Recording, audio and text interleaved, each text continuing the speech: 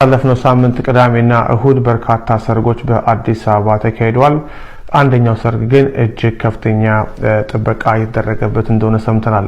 ይህንና መልካም ተግባሩን አስመልክታ ሳደምሴ አድናቆቷን በኢንስታግራም ፀሐይነህ ብላም አሞካሽተዋለች።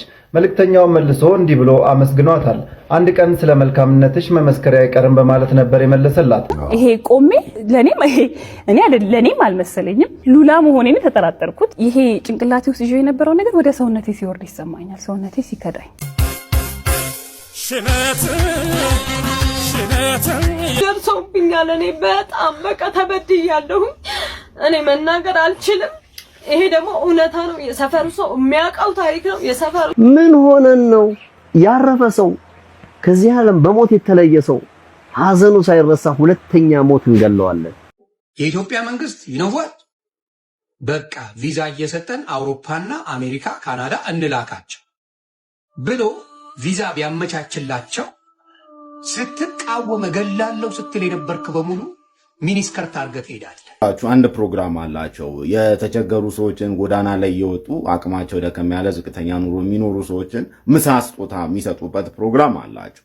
እዚያ ላይ ምን አሳዩ? ይሄንን ይህ ሰው እኔ በግሌ በጣም የምወደው ማደንቀው ማከብረው በሀገራችን ደራሲያን ጸሐፊያን ታሪክ እኔ ትልቅ ከምላቸው ሰዎች ማለት አንዱ ነው። ሀብታሙ አለባቸው።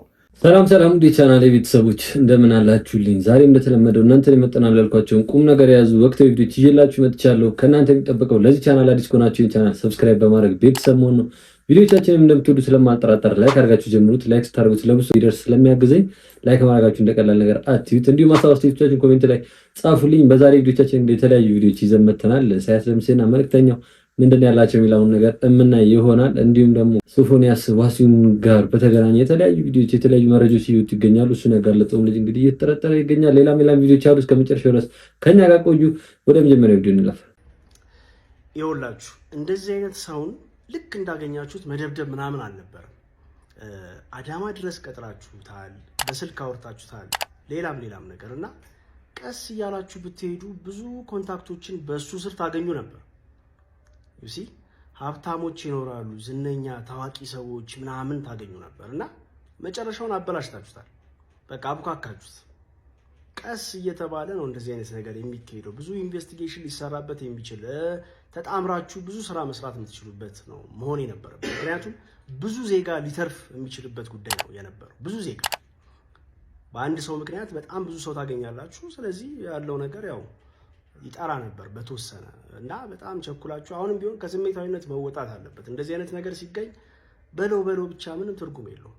ደግሞ ሌላ ከስር ያሉ ብዙ አካላቶች ይኖራሉ። ምክንያቱም እኔ በግሌ ከ10 ዓመት በፊት በዚህ ዙሪያ በጣም ብዙ ገጠመኞች አሉ። ብዙ አንዱን ስታገኙት ከአንዱ ጀርባ ያሉ ደግሞ ይመጣሉ። እያለ እየሰፋ ነው ይመጣው እና ለቀጣይ አሁንም ሌሎች አሉ ሲባል እየሰማው ስለሆነ አሁንም እመኑኝ ብዙዎች ይኖራሉ። ግን በጥንቃቄና በአካሄዳችሁን አሳምራችሁ ነው መሆን ያለባችሁ። ምክንያቱም ዜጋን ለማትረፍ ትልቅ እንቅስቃሴ መደረግ ስላለበት በዚህ ጉዳይ ያው እንግዲህ ልጁ የተናገረው እንደሰማችሁት ነው። የማሳቡን ስለምጋራው ነው። በእንደዚህ አይነት ዙሪያ ያሉ ሰዎችን አንዱን ብቻ ይዘን ወደ እስር ቤት ስላስገባ ነው ይጠፋል ማለት አይደለም። ለተሻለ መፍትሄ እንግዲህ ልጁ እንዳለው ያው ከጀርባ ያሉ ሰዎችን እንዲያወጣጣና ማድረግ የምንችልበት ነገር ቢኖር አሪፍ ነበር ብዬ አስባለሁ። ምክንያቱም እሱን ብቻ ስላሰር ነው ወየውን ነገር ስለተደረገ ይቆማል ብዬ አላስብም። ከዚህ ጋር የተገናኘ ዮኒ ማኛ እንግዲህ ከህዝቡ ጋር ተቃራኒ ነው። እነሱ ነው እየደገፈ ያለው። እስቲ አንድ ቪዲዮ ተነምጣ። የኢትዮጵያ መንግስት ይነዋል። በቃ ቪዛ እየሰጠን አውሮፓና አሜሪካ ካናዳ እንላካቸው ብሎ ቪዛ ቢያመቻችላቸው ስትቃወም እገላለሁ ስትል የነበርክ በሙሉ ሚኒስከርት አድርገህ ትሄዳለህ። ኢትዮጵያዊ ማለት እንደዛ አማራጭ ሲሰጥ እንዴ ቀለለብህ አይደል? ያ እንደዛ ልግደለው ምናምን ስትል የነበረው ሰውዬ አማራጩ ሲስተካከልለት እኔ ድሮ ነኝ ሳስበው ይላል። በጣም ሊገል የሚያፈላልግ ሰውዬ የነበረው ድሮ ነበርኩኝ ረስቸው ነው ብሎ ይመዘገባል። አየህ፣ ስለዚህ እንደ ትልቅ ነገር የምታየው ነገር አሳንሼ ቁጭ አደርግልሃል። ወንድሞቼና እህቶቼ ስለሆኑ እነዚህ ከነምናምናቸው ኢትዮጵያዊ ናቸው፣ ወንድሞቼ ናቸው፣ እህቶቼ ናቸው። ከነምናምናቸው ያው እንግዲህ ዮኒ ማኛ የተናገረው እንደሰማችሁት ነው። እንግዲህ እኛ የጥፋታቸውን ይቀጡ እንጂ ይገደሉ ወየው ነገር ይደረጉ አላለም። እንግዲህ ለኛም እህት ወንድሞች ናቸው። ግን ያው ማንኛውም ሰው ሲያጠፋ እንደሚቀጣው እነሱም ይቀጡ። እንደዚህ አይነት ነገር ከሀገራችን ይጥፋ ነው እንጂ ያለው ሌላ ያለው ነገር የለም። ማንም እንግዲህ እኔ አንተ ልትሆን ትችላለህ እንጂ ማንም ሰው እንደዚህ ነኝ ብሎ ወደ ውጪ የውጪ ቪዛ ለማግኘት ብሎ ይላል ብዬ አልጠብቅም። ማንም ማለት ነው ማንም ሰው የእውነት እንደዚህ አይነት ነገር ያለበት ካልሆነ በስተቀር ኖርማል ሰው እኔ እንደዚህ አይነት ነገር አለብኝ ብሎ የውጪ ቪዛ ለማግኘት ሲል ይላል ብዬ አላስብም። እየሰጉ ያለበት ሁኔታ ላይ ያሉት መንቀሳቀስ አልቻልኩኝም። ዛቻዎች ደርሰውብኛል። በስልክ የተደወለም በቴክስትም የተደረገ ዛቻዎች ደርሰውብኛል።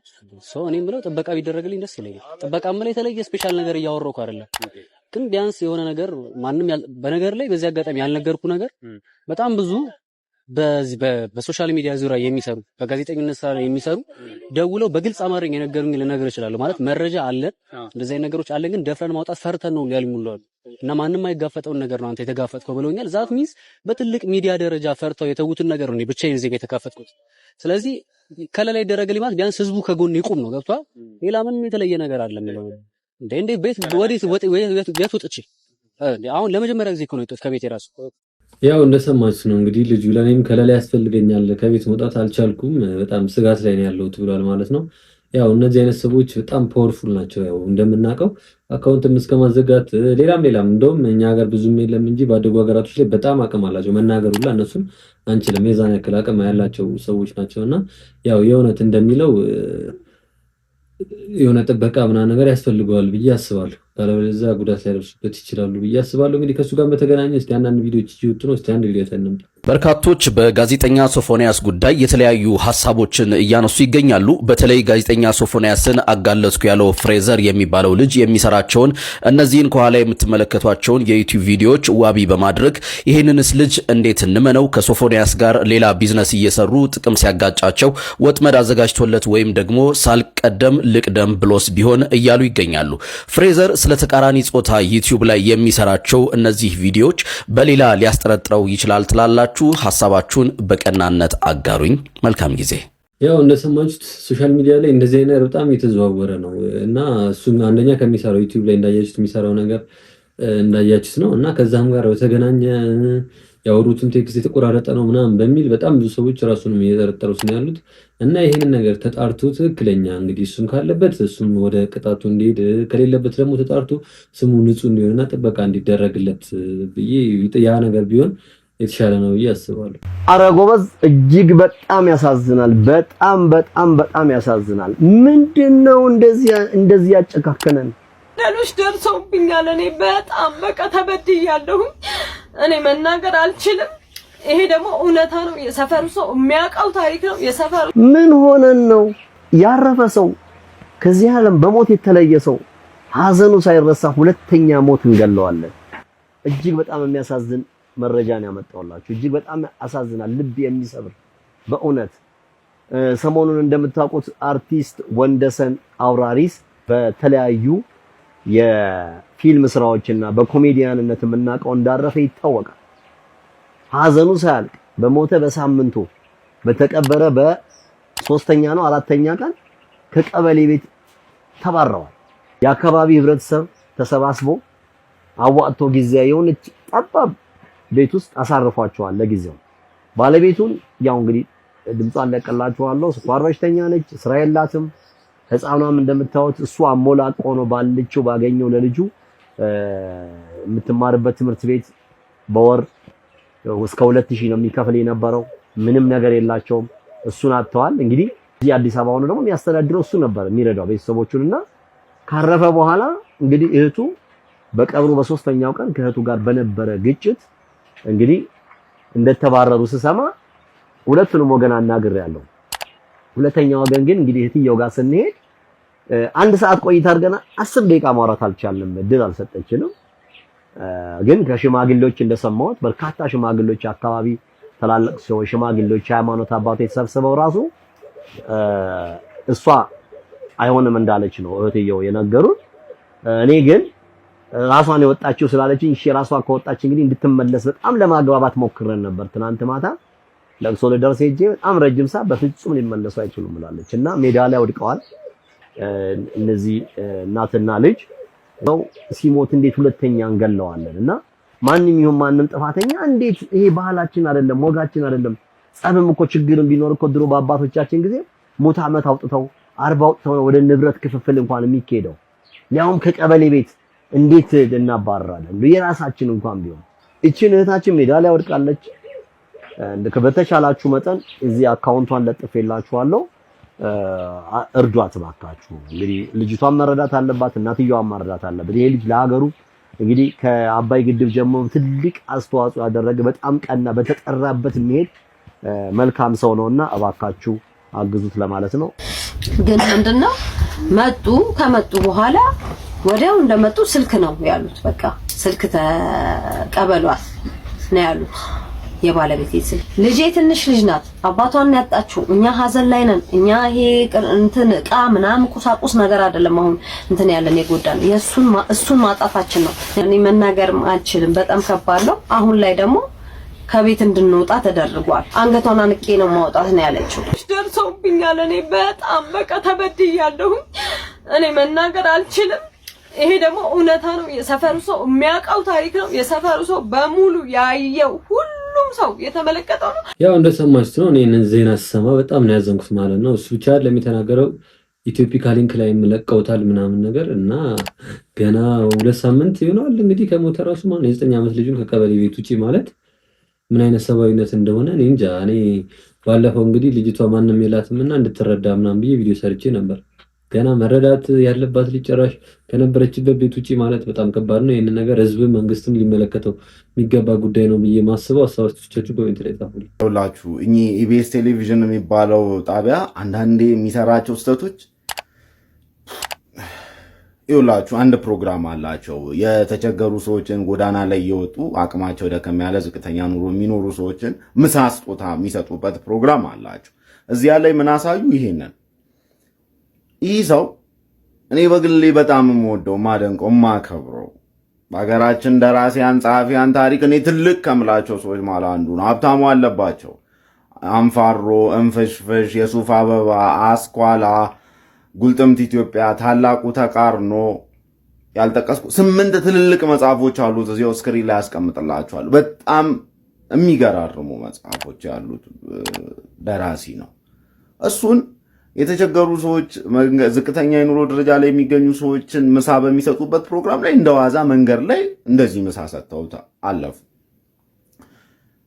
ዳንኤል ተገኝ እኔ ሀብታሙ አለባቸው መጽሐፉን አላነበበ ከሆነ አላቅም ወይ አያውቀውም ከሆነ አላቅም እሺ ሰውየው የሚዲያ ሰው ስላልሆነ ራሱን ደብቆ ሲጽፍ የኖረ ሰው ስለሆነ አይወቀው አንዳቸውም አለማወቃቸው ኤዲተሩም ካሜራማኑም እዚያ ዳይሬክተር ምናምን ካላቸው እሱም አለማወቁ ገምጋሚ ምናምን ካላቸው እሱም አለማወቁ ሁሉም አለማወቃቸው ትንሽ ያስገርማል ተቸግሮ ከሆነ ደግሞ ሀብታሙ አለባቸው የምር ጎዳና ላይ በዚህ መልኩ ተቸግሮ ከሆነ ምግቡ የሚያስፈልገው ሰው ሆኖ ተገኝቶ ከሆነ ዳንኤል ተገኝ እንደዚህ ሰጥቶት ያለፈው እንደ ሀገር የሀብታሙ አለባቸው ዕዳ አለብን የሁላችን በእውነት በጣም ትልቅ ተመራማሪ ትልቅ ደራሲ ነው በዚህ ሁኔታ እንዲገኝ ያደረግነው ግን እንዲሁ ዝም ብሎ ሲያልፍ ለማያውቀው ሰው መቸገሩን ሳያረጋግጥ በካሜራ በዚህ መልኩ ቀርጾ ከነዛ ሰዎች ከተቸገሩት ሰዎች ጋር ቀርጾ አስተላልፎ ከሆነ ዳንኤል ተገኝም የዚህ ፕሮግራም አዘጋጆች ትልቅ ብልግና ነው የሰራችሁት እኔ በጣም ነው ነርቨስ የሆንኩት ምክንያቱም ሀብታሙ አለባቸው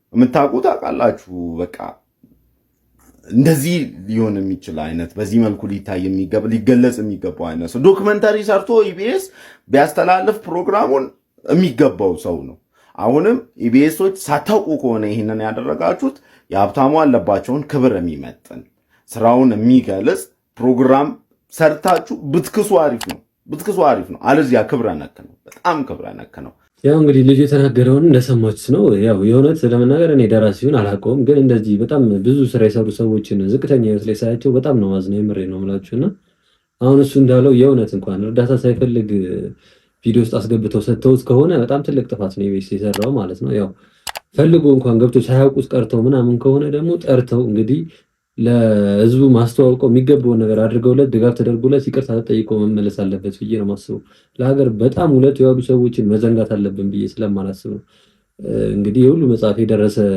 ማንም ሰው መንገድ ላይ ቪዲዮ ቀርጻችሁ ምናምን አንድ ምሳ ስትሰጡት ማየት እንደ ሀገር በጣም ያሳምማል የምር ብዙ ስራ የሰራ ሰው እንደዚህ የማይከበርበት ሀገር መሆኑ በጣም ያሳዝናል። ባለፈው ሳምንት ቅዳሜና እሁድ በርካታ ሰርጎች በአዲስ አበባ ተካሂደዋል።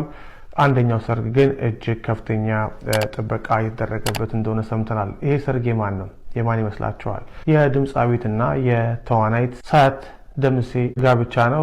በዚህ ሰርግ ላይ የኢቢኤስ ጋዜጠኛ ሉላ ያው እንግዲህ ዛበሽ የዘገበው እንደሰማችሁት ነው። ሳያት ደምሴ ሽምግልና እንደተላከላት ነው እየተነገረ ያለው። ይሄንን አይተው ብዙ ሰዎች እንግዲህ መልእክተኛውና ሳያት ደምሴ ነው እያሉ ያሉት ማለት ነው። ግን እኔ መረጃውን ትክክለኛነቱን ለማጣራት የዛበሻ ቲክቶክ ፔጅ ላይ ስገባ የለም ማለት ነውና ተቀናብሮ የሆነ ሲሆን እኔም አላወቅኩም። ታውቁ ሰዎች ካላችሁ ኮሜንት ላይ ትነግሩኛላችሁ። ግን ከተለያየ ነገር አንግል አንጻር እንግዲህ ሳያት ደምሴ ከሆነች ከመልእክተኛው ጋር ነው እያሉ ሰዎች እየተናገሩ ይገኛሉ። ያንን ያሉበት ምክንያት ደግሞ እንደሚታወቀው አንድ ቪዲዮ አለ። እስቲ እሱን ነው። ሳያትና መልእክተኛው ተመሰጋገኑ። በሳያትና መልእክተኛው መሃል የተጀመረ ነገር አለ የሚሉ ጥያቄዎችን ተመርኩዞ እየተነሳ ነው። የባህር ዳሩ መልካም ፍሬ መልእክተኛው ሰሞኑን በተደረገለት የምስጋና ፕሮግራም ላይ እንደ አይኑ ብሌን የሚያያቸው እናቱን የክብርና የምስጋና ካባ አልብሷቸዋል። ይህንና መልካም ተግባሩን አስመልክታ ሳያት ደምሴ አድናቆቷን በኢንስታግራም ፀሐይነህ ብላም አሞካሽተዋለች። መልእክተኛው መልሶ እንዲህ ብሎ አመስግኗታል። አንድ ቀን ስለ መልካምነትሽ መመስከሪያ አይቀርም በማለት ነበር የመለሰላት። አንዳንዶች እንዴት ነው ይህ መሞጋገስ ወዴት ያመራ ይሆን ብለው እንዲጠይቁም አድርጓቸዋል። ያው እንዳያችሁት እንግዲህ ሳያት ደምሴና መልእክተኛው በባህር ዳር በተደረገለት እንደ ሳያት ደምሴ ፀሐይነህ ምናምን ብለው እሷም ስላንቺ መሰከራለሁ ምናምን ብሏት ነበር። ያንን አይተው ብዙ ሰዎች ሲሉ የነበረው ማለት ነው። መልእክተኛውም ከዛ በኋላ እንግዲህ ላይቭ ላይ ወጥቶ ስለ ሳያት ደምሴ የመሰከረው ቪዲዮ አለ። እስቲ እሱንም እንየው። ስሟ የማይጠቀስ አርቲስት እያልኩ የምሰጠው የእሷን ነበር። ስሟ እንዲጠቀስ ማለት ነው። ያን ያህል ደግ ናት። አሁንም ተናገር ብላኝ ሳይሆን ግዴታ ነው መመስከር አለብኝ። ከዛ አንጻር ነው እንጂ ያው እንግዲህ መልእክተኛው ላይቭ ላይ የተናገረው እንደሰማች ነው። በጣም በድብቅ ብዙ ሰዎችን ሳያት ደምሴ ስትረዳ እንደነበርና ዛሬ መታወቅ ስላለበት እንደተናገረ ተናግሯል። እንግዲህ ሁለት እነዚህ ቀና ልብ ያላቸው ሰዎች አንድ ላይ ቢሆኑ የሁላችንም ምኞት ነው። ግን እየተወራ ያለው ደግሞ በቅርቡ ኢቢኤስን የተቀላቀለችው ጥበብ እንግዲህ የእሷ ሽምግልና ነው የተባለ ይገኛል። እስቲ እሱን ነው። ሽነት የሙሽሪት እናት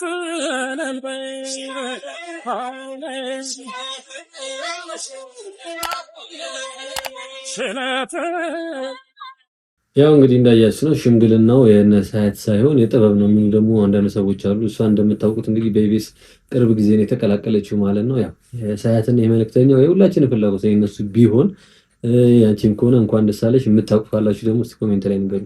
እንግዲህ እንደሚታወቀው ከሰሞኑ ወጣት ቲክቶከሮች በጣም እየታሰሩ ይገኛሉ። ባለባበሳቸው በተለያዩ ነገሮች ብቻ በቁጥጥር ስር እየሆኑ ይገኛሉ ማለት ነው። ባለፈው የሰማነው እንግዲህ የኢቫን እና የጃኒ ነበር። ከዛ በኋላ ደግሞ ጆሲ ታስሯል። እስቲ እሱን ነው። ቲክቶከሩ እንግዲህ ይህ አለባበሱ ለእስር ዳርጎታል። ቲክቶከሩና ድምፃዊው የሴቶች የወር አበባን ግንዛቤ ለማስጨበጥ ለበስኩት ያለው አለባበስ ከባህላችን ያፈነገጠ በሚልም ለእስር እንዲዳረግ አድርጎታል። በቲክቶክ ማህበራዊ ሚዲያ መድረክ ላይ ባለው ስራውና እንዲሁም ደግሞ በሙዚቃ ስራዎቹ የሚታወቀው ወጣት ጆሲ ትናንትና አመሻሽ ላይ በፌዴራል ፖሊስ ቁጥጥር ስር መዋሉ ነው የተገለጸው። ሪፖርቶች እንደሚያመለክቱት ታዲያ የጆሲ መታሰር ምክንያት በቅርቡ በተካሄደው የቲክቶክ ሽልማት ላይ ወይም የቲክቶክ አዋርድ ስነስርዓት ላይ ሙሉ ቀይ የምትመለከቱት ሙሉ ቀይ ቀለም ያለው ልብስ ለብሶ መቅረቡ መሆኑ የተገለጸው። እናንተስ በዚህ ጉዳይ ምን ትላላችሁ? ሀሳባችሁን አቀርቡ እስኪ። ያው እንዳያችሁ ነው እንግዲህ ጆሲን ባለባበሱ ምክንያት በቁጥጥር ስር ውሏል ማለት ነው። የጆሲ ያው ትንሽ ልብሱ ወጣ ያለ ነው። ያን ያክል ለእስር ይዳርጋሉ እኔ እንጃ አይመስለኝም። እናንተ ምን ታስባላችሁ? የእናንተን ሀሳብ ኮሜንት ላይ ጻፉልኝ። ግን ያው ህግ የራሱ አሰራር አለውና ነገሮችን አጣርቶ ጥፋተኛ ያሉትን ያስወጣል ማለት ነው። ከዚህ ጋር በተገናኘ እንግዲህ ሁላችንም የምናውቀው ሙሴ ሰለሞን ተፈቷል ማለት ነው። እስቲ የሱን ዜና ሰምተን እንምጣ። አባር ዜና ሙሴ ሰለሞን ከእስር መፈታቱን ተሰምቷል። ሙሴ ሰለሞን ህዳር 30 የዋስትና መብቱ ተከብሮለት ከእስር መፈታቱ እየተነገረም ይገኛል። በዚህ ጉዳይ ላይ ተጨማሪ መረጃ ማግኘም ከሆነ የማሳውቃችሁ ይሆናል። ያው እንግዲህ እንደሰማችሁት ሙሴ ሰለሞን ተፈቷል ማለት ነው። ሙሴ በዋስ ነው የወጣው። ከሙሴ እንግዲህ ብዙ ቲክቶከሮች መማር አለባችሁ ብዬ ነው ማስበው። ለምትሰሩት ማስታወቂያ ለህዝብ የሚጠቅምና ትክክለኛነቱ ሳታረጋግጡ መስራት አለባችሁ ብዬ አላስብም። አዶናይ ታሰረ። የማይን ጭብጨባ የትም እንደማያደርስ በዚህ ማወቅ ትችላላችሁ። ሰገጥ ቢያጨበጭብ ትርፉ እስር ነው። አዶናይ ታሰረ። የተለያዩ የሚዲያ ምንጮች የአዶናይ መታሰር እየዘገቡ ነው ያሉት ከመሸ። አዶናይም 24 ሰዓት ሊሞላው 1 ሰዓት ነው የቀረው። ፖስት ካደረገ ላይፍ ከገባ 24 ሰዓት ሊሞላው ነው። ፖሊስ ጣቢያ ውስጥ ታይተዋል የሚሉ ፎቶዎች እየተፖሰቱ ነው ቴሌግራም ላይ ምናምን። ፖሊስ ጣቢያ ውስጥ ቁጭ ብሎ እንግዲህ እናዝናለን። ብቻ ግን የተማረ ሰው ፎሎ ያርጋችሁ። ተከታዮቻችሁ ቢያንስ ከ10ኛ ክፍል በላይ ቢሆን ጥሩ ነው። የምሬን ነው እንዴ። በጣም ብዙ ሰገጥ እኮ አጨብጭቦ እኮ ነው ልጁን እስር ላይ ጣሉት እና በጣም ያሳዝናል። በጣም አዝኛለሁ። እኔ ጥቁር የለበስኩት በዛ ምክንያት ነው። ቪዲዮ ስሩለት፣ ድምጽ ሆኑት። ያው እንግዲህ ልጅ የተናገረውን እንደሰማችሁት ነው። ሰሞኑን አዶናይ እንግዲህ ለአንድ ቀን ቪዲዮ ሙሉ ቀን አለቀቀም ነበር። ብዙ ሰዎች የት ሄደው ነው እያሉ እየተጨነቁ ነበር።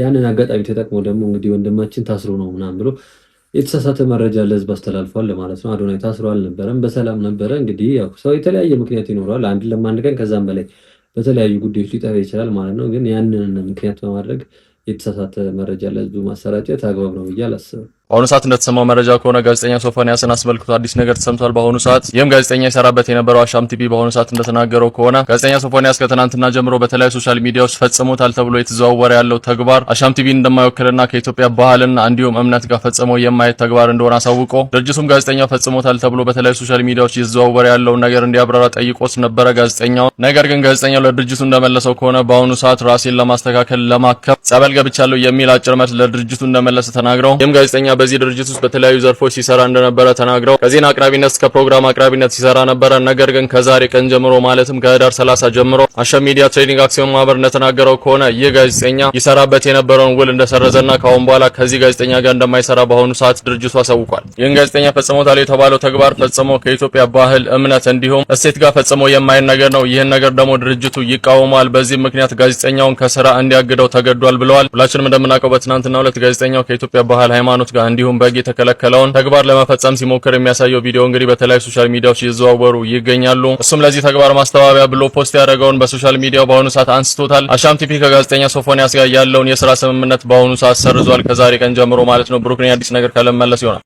ያው እንደሰማችሁት ነው እንግዲህ ሶፎንያስን አሻም ስራ ገበታው ላይ አግዶታል ማለት ነው። ይሄ አፋጣኝ እርምጃ ነው እንግዲህ እንደኔ አግባብ ነው ብዬ ነው ማስበው። ምክንያቱም ቀጥታ አነጋግረውት ነበረ። የሰጣቸው ምላሽ እንግዲህ ምንም አጥጋቢ አልነበረም። ራሴ ለመለወጥ የቻልኩትን ሁሉ እየሞከርኩኝ ነው ብለዋል። እንግዲህ ተሳክቶ ለራስን ብትለውጥ ደስ ይለናል። እስከዛ ድረስ ግን ከእንደዚህ አይነት ነገሮች ብትርቅ የሁሉም የኢትዮጵያውያን ሕዝብ ድምጽ ነው ብዬ ነው ማስበው። አንዴ ማረሳው ያው በሞዴሊንግ ህይወት ወደ ኋላ ነው የምመለሰው እና ፌስ ኦፍ አፍሪካ የሚባል ውድድር ነበረ። መጨረሻ ላይ አንደኛ ከወጣ $50,000 ሽልማት አለ። ከዛ ደግሞ ጥሩ የሞዴሊንግ ስራ እድሎች አሉት። እኔ የሚጠበቅብኝ እዚህ ሀገር የነበረው ውድድር ውጤታማ ሆኜ ወደዛ ለመሄድ ታጨው ማለት ነው። ኋላ 24 ነበር ይመስለኛል ቁጥሩን ባለሳሳት እንግዲህ። ከዛ ውድድሩ ላይ ያለ ወደ 12 ደረስኩኝ። 12 ላይ ላይቭ ነበር ዲኤስቲቪ ላይ ያ ውድድር የሚካሄደውና ሉላ አለችኝ ከነቃሉ ነው ማስተዋወሱ እንደ ትላንትናና this is the end of the road for your modeling career ነው ያለችኝና ይሄ ቆሜ ለኔም አልመሰለኝም ሉላ መሆኔን ተጠራጠርኩት። ይሄ ጭንቅላቴ ውስጥ ይዤ የነበረው ነገር ወደ ሰውነቴ ሲወርድ ይሰማኛል። ሰውነቴ ሲከዳኝ ተመልሼ መጥቼ ሰው ሆናለሁ፣ ቆሜ ሄዳለሁ፣ ከዚህ በኋላ ሌላ ህልም አለማለሁ ብዬ በፍጹም አላሰብኩም።